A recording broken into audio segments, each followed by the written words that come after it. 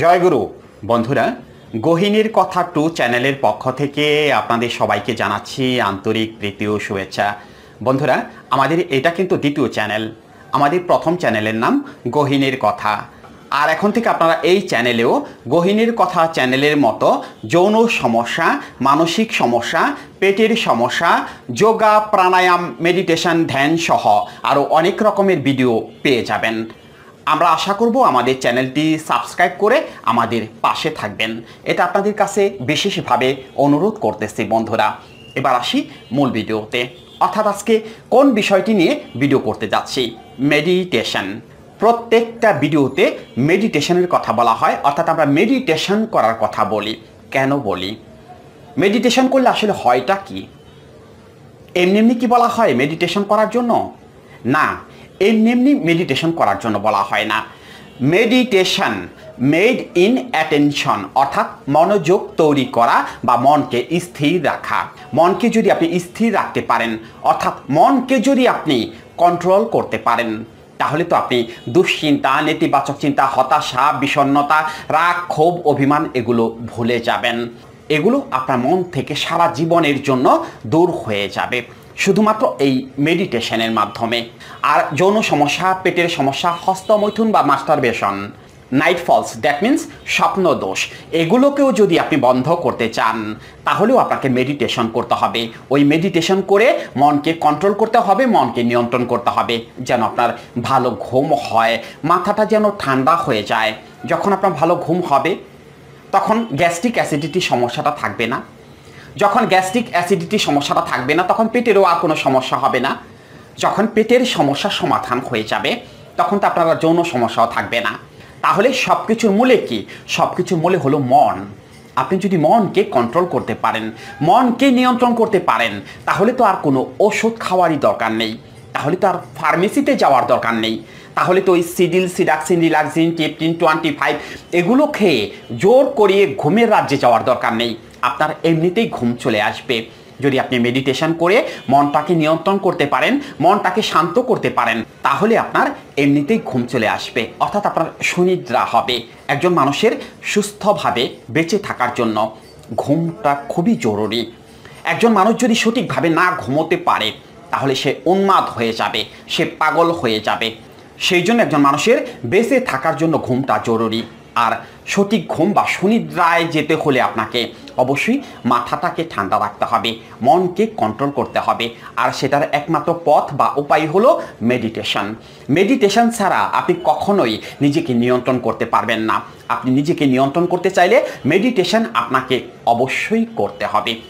আমাদের মনের 3টি স্তর আছে, গামা, বেটা এবং আলফা। গামাই স্তর, অর্থাৎ মন যখন খুবই বিক্ষিপ্ত থাকে, মনে যখন উত্তেজনা কাজ করে, তখন আমরা গামা লেভেলে থাকি। আর যখন আমরা স্বাভাবিক অবস্থায় থাকি, যেটাকে মিডিয়াম স্তর বলা হয়, তখন ওটাকে বেটা স্তর বলা হয়। আর যখন মনটা একেবারে শান্ত থাকে, সেই শান্ত থাকার অবস্থাকে বলা হয় আলফা লেভেল, অর্থাৎ মনের শূন্য স্তর, যেটাকে সাধনার স্তর বলা হয়, যেটাকে ধ্যানের স্তর বলা হয়। কেউ যদি নিয়মিত তার মনকে আলফা লেভেলে রাখতে পারে, তাহলে তার মধ্যে কোনো দুশ্চিন্তা, নেতিবাচক চিন্তা, হতাশা, সন্দেহ কোনো কিছু আসবে না, সব কিছু দূর হয়ে যাবে।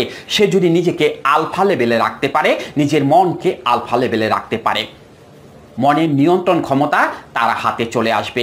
অর্থাৎ যখন আপনি আপনার মনকে আলফা লেভেলে রাখবেন, তখন আপনার মনের নিয়ন্ত্রণ ক্ষমতা আপনার হাতে চলে আসবে। আপনি মনকে যা বলবেন, আপনার মন আপনার কথা মতো চলবে, আপনার কথা শুনবে। এমনিতে তো শোনে না, এমনিতে তো আপনার মন পাগলা ঘোড়ার মতো দৌড়াইতে থাকে। সেই মনকে কন্ট্রোল করার জন্য, মনের লাগাম টানার জন্য আপনার মনকে আলফা লেভেলে রাখতে হবে। যখন আপনি আপনার মনকে আলফা লেভেলে রাখতে পারবেন, তখন ওই পাগলা ঘোড়ার রশিটা আপনার হাতে চলে আসবে। আপনি ঘোড়াটাকে যেদিকে নেবেন, ঘোড়াটা সেই দিকে যাবে। অর্থাৎ আপনি মনকে যেদিকে রাখতে চাইবেন, আপনার মন সেই দিকেই থাকবে। এটাই হলো মূল সূত্র বা মূল স্ট্রাকচার। আর এই মনকে আলফা লেভেলে রাখার জন্য আপনাকে অবশ্যই মেডিটেশন করতে হবে। সেই মেডিটেশনের বিভিন্ন সূত্র আছে, মেডিটেশন করার বিভিন্ন কৌশল আছে। আজকে তার একটি কৌশল আপনাদের আমি শিখিয়ে দেব। মেডিটেশনের একটি অন্যতম কৌশল হলো মনের বাড়ি তৈরি করা, অর্থাৎ ইমাজিন হাউস তৈরি করা।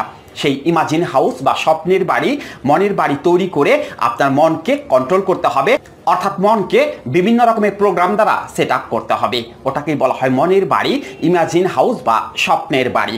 সেই স্বপ্নের বাড়ি বা মনের বাড়ি কিভাবে তৈরি করবেন, কিভাবে সেখানে পজিটিভ মেসেজ সেট আপ দেবেন, আজকে তার কৌশলটা আপনাদের আমি শিখিয়ে দেব। তার জন্য আপনাকে কি করতে হবে? প্রথমে একটি জায়গা নির্বাচন করতে হবে বা একটা স্থান নির্বাচন করতে হবে। এমন একটা স্থান নির্বাচন করতে হবে যে স্থানে বসলে বাইরের কোনো সাউন্ড যেন আপনার কানে না আসে, এমন একটা স্থান আপনাকে নির্বাচন করতে হবে। যদি সম্ভব হয় গাছপালা যেখানে আছে, যেখানে প্রচুর পরিমাণে অক্সিজেন রিলিজ হয়, এমন একটা জায়গা আপনারা নির্বাচন করতে পারেন বা বেছে নিতে পারেন। দ্বিতীয় যে কাজটা করতে হবে সেটা হলো যে কোনো একটি আসনে আপনাকে বসতে হবে। সুখাসন, পদ্মাসন, বজ্রাসন, গোমুখ আসন, যে আসনে বসতে পারেন, যার কাছে যে আসনটা সবচেয়ে বেশি সুইটেবল মনে হয়, এমন একটি আসন করে আপনাকে বসতে হবে। তৃতীয় যে কাজটি করতে হবে সেটি হলো যে কোনো একটি মুদ্রায় আপনাকে হাত রাখতে হবে। তবে সবচেয়ে বেশি ভালো হয় ধ্যান মুদ্রা বা জ্ঞান মুদ্রা। আরও বিভিন্ন রকমের মুদ্রা আছে, তবে মেডিটেশনের জন্য সবচেয়ে উপকারী মুদ্রা হলো ধ্যান মুদ্রা বা জ্ঞান মুদ্রা। এখন অনেকেই এই মুদ্রাটা ধরতে চান না, অনেকেই ভাবেন যে এটা ধর্মের সাথে যায় না বা ধর্মের সাথে সাংঘর্ষিক। যাদের এইরকম মনে হয় তাদের মুদ্রা ধরার কোনো প্রয়োজন নেই। আসলে এটা ধর্মের সাথেও কোনো সাংঘর্ষিক না। এই মুদ্রাটা হলো ব্রেনকে কন্ট্রোল করে, অর্থাৎ আমাদের এখানে যে রগগুলো আছে এই রগগুলো ব্রেনের সাথে অ্যাটাচড। সেই জন্য মুদ্রাটা ধরলে পরে বা মুদ্রায় হাত রাখলে ব্রেনের নিয়ন্ত্রণ ক্ষমতা চলে আসে, অর্থাৎ ব্রেনের মধ্যে যেন বিক্ষিপ্ত চিন্তা বাইরে থেকে না আসতে পারে মেডিটেশনে বসলে। সেই জন্য যে কোনো একটি মুদ্রায় হাত রাখতে হয়। আপনারা চাইলে পরে এই মুদ্রায় হাত রাখতে পারেন। আর যদি মনে মনে ভাবেন যে না এটা সমস্যা আছে, তাহলে মুদ্রায় হাত রাখার কোনো দরকার নেই। তখন কি করবেন? হাত দুটোকে ঠিক এই স্থানে বা এই জায়গাটায় রেখে দেবেন। তারপরে দমের কাজ করতে হবে আপনাকে, অর্থাৎ প্রথমে মনকে কন্ট্রোল করার জন্য দমের কাজ আপনাকে করে নিতে হবে। সেই দমের কাজ কিভাবে করবেন? নাক দিয়ে গভীরভাবে শ্বাস গ্রহণ করে সেই শ্বাসটাকে কিছুক্ষণ বুকের মধ্যে ধরে রেখে, অর্থাৎ কুম্ভক করে সেই শ্বাসটাকে ধীরে ধীরে মুখ দিয়ে ছেড়ে দিতে হবে। আসুন একটু দেখে নেই।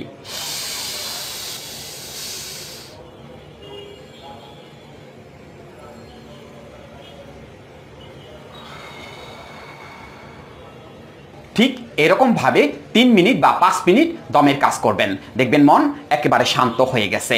তারপরে আপনাকে যে কাজটি করতে হবে সেটি হলো মনকে আরও বেশি গভীরে নিয়ে যাওয়ার জন্য আপনি কিছু সংখ্যাবাচক শব্দ গণনা করবেন। যেমন 13 থেকে করতে পারেন, 21 থেকে করতে পারেন, 29 থেকে করতে পারেন, অর্থাৎ বেজোড় সংখ্যা থেকে আস্তে আস্তে শূন্যের কোঠায় চলে আসবেন। ঠিক এরকমভাবে 13, 12, 11, 10, 9, 8, 7, অর্থাৎ এরকমভাবে আস্তে আস্তে শূন্যের কোঠায় মনকে নিয়ে আসতে হবে। এই সময়টায় কিন্তু অবশ্যই আপনাদের চোখ বন্ধ থাকবে। আর এই যে গণনা বা সংখ্যাবাচক শব্দগুলো গণনা করবেন, এগুলো কিন্তু মনে মনে করতে হবে, বাইরে যেন সাউন্ড না আসে। মনে মনে আপনি এরকমভাবে গণনা করে মনকে শূন্যের কোঠায় নিয়ে আসবেন। তারপরে যে কোনো একটি সুন্দর দৃশ্য বা সুন্দর জায়গা আপনি মনে মনে কল্পনা করবেন। সেই জায়গাটায় একটি ছোট্ট ঘর কল্পনা করবেন। সেই ঘরটা কিন্তু কোনো প্রাসাদ বা অট্টালিকা হবে না, সেটা হবে ছোট্ট সনের ছাউনির একটি সুন্দর ঘর। এমন একটি ঘর আপনি কল্পনা করবেন যেন সেই ঘরটার সৌন্দর্য আপনার মনকে প্রভাবিত করে। এমন একটি ঘর আপনি কল্পনা করবেন। ওটাকেই বলা হয় মনের বাড়ি বা ইমাজিন হাউস, স্বপ্নের বাড়ি। সেই স্বপ্নের বাড়ি কল্পনা করে আপনি সেই স্বপ্নের বাড়ির মধ্যে বসে বা ঘরের মধ্যে বা ঘরের বারান্দায় বসে আপনি বিভিন্ন রকমের কল্পনা করবেন। আপনার যে কোনো সমস্যা নিয়ে আপনি কল্পনা করবেন, আপনি কি কি করতে পারতেছেন না সেই বিষয়গুলো নিয়ে আপনি কল্পনা করবেন। দেখবেন ওই সময়টায় আপনি আপনার মনকে যে প্রশ্নগুলো করতেছেন আপনার মন সঠিকভাবে অ্যান্সার করে দিতেছে। কেননা ওই সময়টায় মন থাকে একেবারে আলফা লেভেলে, অর্থাৎ আলফা লেভেলে গিয়ে আপনি আপনার নিজের ভুলগুলোকে বুঝতে পারবেন। তখন ভুলগুলো শুধরে নিতে হবে কি করে, তখন সেই উত্তরটাও আপনি আলফা লেভেলে বসে, অর্থাৎ ওই মনের বাড়িতে বসে পেয়ে যাবেন। ঠিক এরকমভাবে মনকে আপনি নিয়ন্ত্রণ করবেন স্বপ্নের বাড়ি, কল্পনার বাড়ি বা ইমাজিন হাউসে বসে। কয়েকটা দিন কন্টিনিউ করেন, দেখেন আপনার মন সেট আপ হয়ে যাবে। এখন সমস্যা হলো অনেকেই এই ধৈর্যটা রাখতে পারেন না। মেডিটেশনে বসলেই বিভিন্ন রকমের চিন্তা মাথার মধ্যে চলে আসে। সেটা কেন আসে, কিসের জন্য আসে, সেগুলোকে বন্ধ করার উপায়টা কি, তার জন্য আরেকটি নতুন ভিডিও আপনাদের জন্য আমি অচিরেই নিয়ে আসতেছি। আপনারা সেই পর্যন্ত আমাদের পাশে থাকুন। ভালো থাকুন, সুস্থ থাকুন।